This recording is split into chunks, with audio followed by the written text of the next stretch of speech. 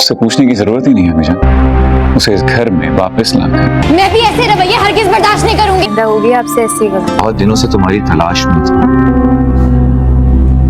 Finally आज तुम मुझे मिली। मजीद मलकियत के अनवल इसमें आप देखेंगे कि जब फहद को पता चलता है कि ज़ावियार ने अयान का रिश्ता रिजेक्ट कर दिया है तो वो जिमल से कहता है कि जिमल तुम्हें पता है कि मैं तो एक लम्हे के लिए डर ही गया था कि उधर तुम हाँ कर बैठी हो और अगर तुम्हारी सच में शादी होगी तो क्या होगा, अगर सोहा ना होती तो ये सब कुछ ना होता। ये सुनते साथ ही जिमल कहती है कि हाँ वाकई में ही मैं जानती हूँ कि सारा का सारा अगर क्रेडिट जाता है तो सिर्फ और सिर्फ सोहा को ही जाता है, वाकई में ही बहुत बड़ा एहसान किया है उसने हम पे। ये सुनते साथ ही फहद कहता है कि अच्छा फिर इस एहसान को इस तरह चुका लो कि तुम उसे अपनी भाभी ही बना लो, बहुत अच्छी है, बहुत ज्यादा बदलाव लेके आएगी वो ज़ावियार की जिंदगी में। सुनते साथ ही जिमल कहती है कि क्या बात कर रहे हो तुम्हें नहीं पता है कि ज़ावियार भाई किस तरह अचानक से ही गुस्से में आके उसका भी लिहाज नहीं करते हैं, बहुत ज्यादा झड़क देते हैं बुरी तरह। ये सुनते साथ ही फहद कहता है कि इसलिए तो कह रहा हूँ कि अगर ज़ावियार को कोई बदलाव लेके आ सकती है तो वो सिर्फ और सिर्फ सोहा ही है। तुम क्या उम्मीद कर रही हो कि किरण तुम्हारी भाभी बने? ऐसा हरगिज नहीं होना चाहिए, बहुत ही ज्यादा घमंडी और सरफिरी लड़की है। ये सुनते साथ ही